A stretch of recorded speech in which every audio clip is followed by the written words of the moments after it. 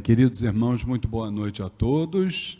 Sejam bem-vindos ao Templo Estrela do Oriente, a casa da Cabocla Jurema da Praia, que a luz do universo, de nossos guias e orixás, possa contaminar nossas mentes e corações, hoje e sempre. Como sempre fazemos, todas as segundas-feiras, das 7 da noite às 7h30, o nosso Umbanda em Debate, que é o momento que a gente troca informações, conhecimentos, por que não dizer sentimentos, né? Sobre a Umbanda, sobre o espiritualismo em geral, e nós recebemos essas perguntas também através do WhatsApp do Templo Estrela do Oriente, que é esse que está aí na tela, 999-495-494, né? Já recebemos algumas perguntas da semana passada, mas a gente sempre dá preferência aos irmãos que estão, né, aqui pessoalmente no Templo Estrela do Oriente, presencialmente na assistência. Quem quiser fazer alguma pergunta, é só levantar o braço, nosso irmão Cristiano está ali com o microfone, leva até vocês, porque às vezes a dúvida de vocês é a dúvida do outro irmão, né? E vamos em frente. Quem quer começar? Vamos começar aqui pela assistência. Quem é que gostaria de fazer uma pergunta? É só levantar a mão. Só não pode ter vergonha, tá, gente? Vamos lá? Não? Então pronto. Vamos começar então pelas perguntas que nos enviaram. A primeira é da irmã Alcina Nogueira. Ela diz ser de Itaboraí. Espero que a Alcina esteja nos assistindo. E ela pergunta aqui: o que é mediunidade? Todos os seres humanos têm mediunidade? Alcina, nosso saravá fraterno, nós entendemos que todos os seres humanos têm algum tipo de sensibilidade, e essa sensibilidade nós chamamos de mediunidade, né? Na verdade, a mediunidade é uma ferramenta que nos é proporcionada, ou melhor, proporcionada a todos os seres humanos, sem distinção, né? Através da qual nós vamos acelerar, falando assim em linhas gerais, né, para a gente entender, né? Nós vamos acelerar esse processo de saída da ignorância para a sabedoria. Acho que a mediunidade, ela cumpre essa grande função. A partir daí, tudo se desdobra. Primeiro, gosto sempre de citar aquele exemplo que a aeromoça fala quando a gente, antes do avião levantar voo, né? Primeiro a gente coloca a máscara de oxigênio em nós e depois a gente coloca no outro, né? Ajuda o outro, né? E da mesma forma é o processo mediúnico. A gente primeiro precisa aprender o que é esse processo, né? Entender os seus meandros, até porque a espiritualidade é algo que não é conclusivo, então a gente precisa realmente estar atento, e a partir daí, a partir do momento que nós já estivermos capacitados, minimamente, a gente pode buscar auxiliar os nossos irmãos que estão na nossa rede, no nosso grupo, na nossa família, e por aí vai, entendeu? Então eu acho que a gente tem essa grande ferramenta que é a mediunidade. Então, espero ter atendido e você ter entendido a nossa resposta. Agora, você também pergunta se todos os seres humanos têm. Sim, todos os seres humanos têm algum tipo de mediunidade. Se porventura você vai passar a sua vida toda, né, com essa mediunidade guardadinha ali dentro, sem se utilizar dela, isso é uma questão de escolha, de opção de vida, entendeu? Mas que nós temos e nascemos com isso, eu não tenho a menor dúvida disso, né? E todos os dias a gente recebe provas de que todo ser humano é um médium. Se vai usar a ferramenta ou não, aí é uma outra discussão. Tá bom, minha querida irmã Alcina? A outra pergunta que nós temos é do irmão Gerson. Ele diz que é de Jacarepaguá. E aí o Gerson pergunta assim: o que é Umbanda? De que forma ela ajuda a humanidade? O meu irmão Gerson, nosso saravá fraterno, espero que você esteja nos assistindo. Eu vou ser muito sincero para você. A Umbanda, ela tem muitas formas de ser interpretada, né? E cada um tem a sua.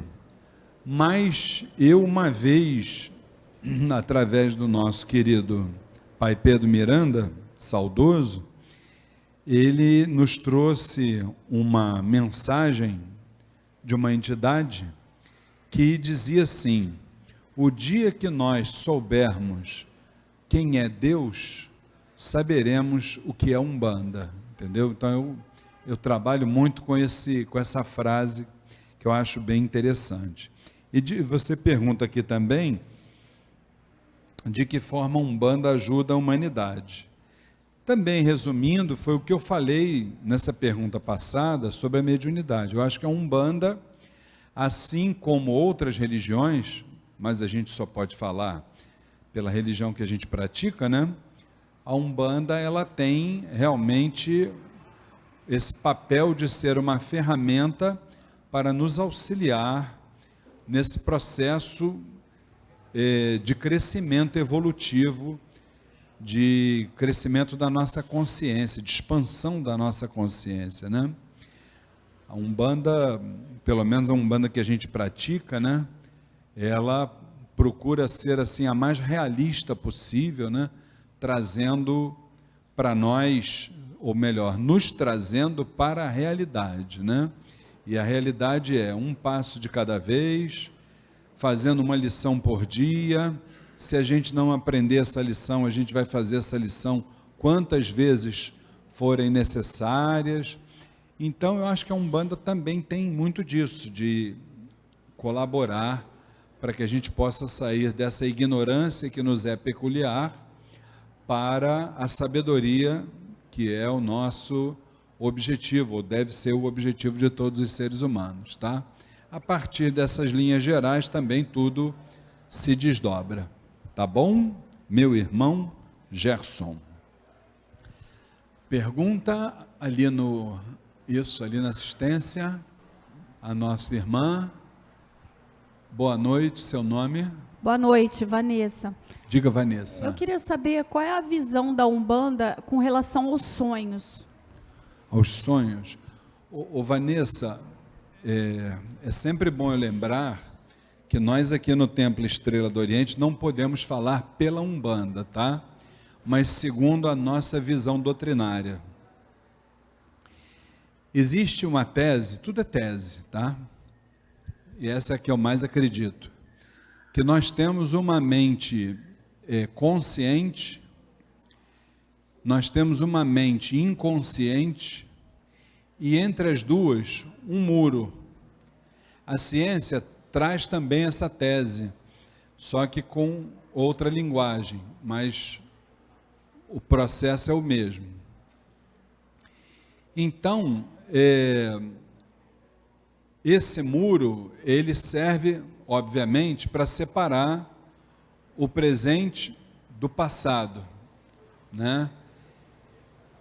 A mente consciente, ela verifica o presente, ela busca discernir aquilo dali, né, como algo, vamos dizer assim, favorável ou desfavorável, entendeu? Ela faz esse julgamento, aí já entrando na ótica espiritual, né? É sempre a luta do bem contra o mal dentro da nossa cabeça, sempre, né? E sendo o bem ou sendo o mal, essa mente consciente, ela envia para o subconsciente, aquilo ali fica gravado na nossa nuvem. Eu estou falando já a linguagem atual, né? Linguagem da informática, a gente diz, bota o processo na nuvem, e exatamente é isso, aí manda a questão lá para a nuvem. Só que de vez em quando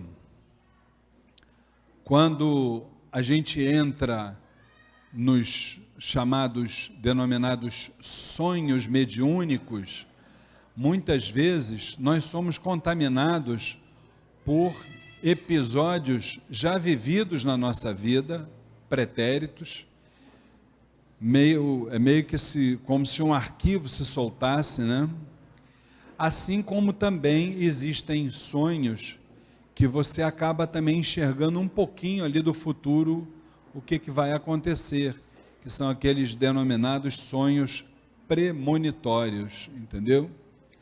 Agora, tudo isso envolve a questão das nossas condutas, né? A gente tem dificuldade de discernir, e aí já mudando até de assunto, exatamente porque a gente não se conhece. Pelo fato da gente não se conhecer, a gente tem dificuldade nessa mente consciente de estabelecer dentro de um equilíbrio o que é o bem e o que é o mal. Então isso fica na nossa cabeça como se fosse ali um vendaval, né? E só o dia que a gente realmente se conhecer intimamente é que a gente vai ter condições de discernir, entendeu? Mas eu acho que em linhas gerais é mais ou menos, o processo funciona mais ou menos dessa forma aí, entendeu? De vez em quando a gente tem nos sonhos mediúnicos uns lapsos do passado, tem um pouquinho para frente também, são chamados em francês, né, o déjà vu, né, que é aquele momento que você já assistiu e que acaba assistindo novamente, né?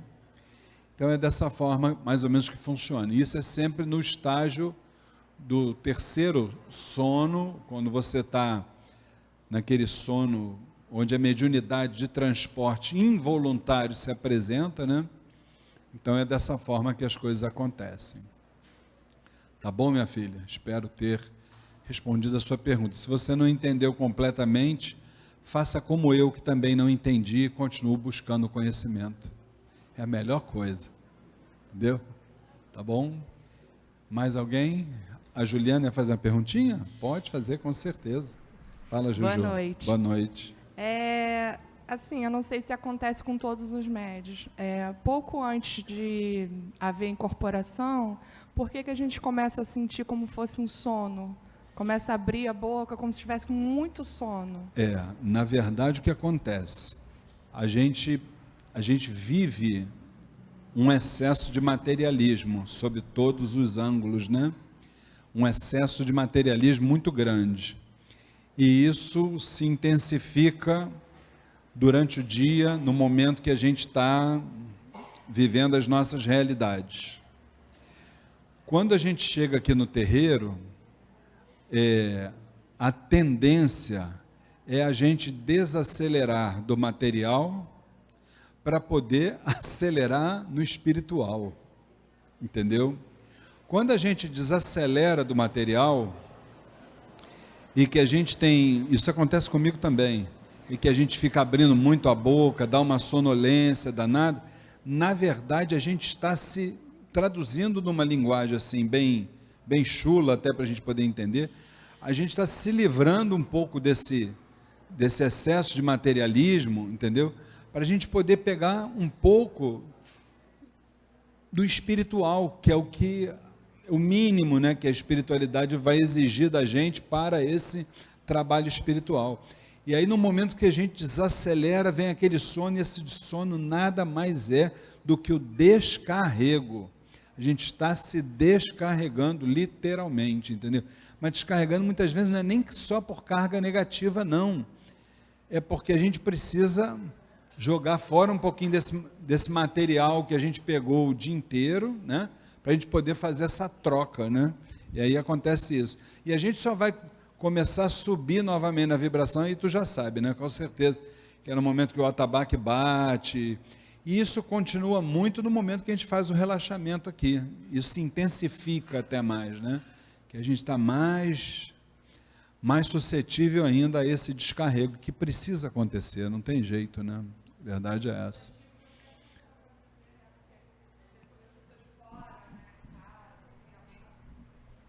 casa, às vezes, quando as pessoas começam a abrir muito a boca, os antigos tinham essa coisa, né? Dizer, está descarregando. Mas é descarrego mesmo, sem dúvida nenhuma, não tem dúvida nenhuma disso. O bocejar é um ato de descarrego mesmo, com certeza. É uma das formas, tá bom? Temos aqui a pergunta. Oi? Tem uma da internet? Pode falar. Ivan Silva pergunta: os médiuns de Umbanda podem ser levados pelos guias em desdobramento para contribuir em trabalhos no astral e se lembrar em forma de reminiscências de sonhos? Boa noite, Ivan, nosso saravá fraterno. Podem sim, não só médiuns de Umbanda, qualquer ser humano. Não só pode, como com certeza é levado sim, né? Nesse sonho mediúnico, nesses sonos. São sonos e são sonhos, né? Esses sonos mediúnicos, né? Que fazem com que a gente trabalhe muito à noite, mas muito mesmo, e no dia seguinte a gente acorde muitas vezes mais cansado do que quando a gente foi dormir, entendeu? Então isso acontece sim, Ivan. Obrigado aí pela sua colaboração, tá? Temos aqui também a pergunta do Francisco Aleixo, ele diz que é do Meyer. Como escolher de forma correta um terreiro de Umbanda? Francisco, primeira coisa, escolher de forma correta é você se conectar com a sua parte espiritual, buscar orientações com os seus mais velhos, entendeu? Para que essa escolha seja a mais correta possível. Porque, na verdade, Francisco, tudo é correto, né? Nós é que gostamos de traçar limites, né, de forma linear, né? Mas tudo é correto, porque mesmo que a gente não acerte na casa que a gente vai ficar, pelo menos a gente aprendeu como não fazer a coisa, né? Também tem esse lado, né? Então, buscar a conexão com a sua parte espiritual, ouvir os seus mais velhos, ouvir a voz que vem do seu coração e principalmente buscar o estudo. Isso aí é fundamental, tá bom? A última pergunta que a gente tem do dia de hoje é do Carlos Amarante, diz ele que mora no bairro do Leblon. Entre outras coisas, ele pergunta aqui qual o significado da estrela de 6 pontas que tem no Templo Estrela do Oriente. Carlos, nosso saravá fraterno, estrela de 6 pontas, assim como qualquer figura geométrica, ela pode ter várias interpretações. Se você perguntar a um irmão do segmento judaico o que é a estrela de 6 pontas, ele vai dizer para você que é a estrela de Davi, vai contar a história bíblica e etc e tal, né?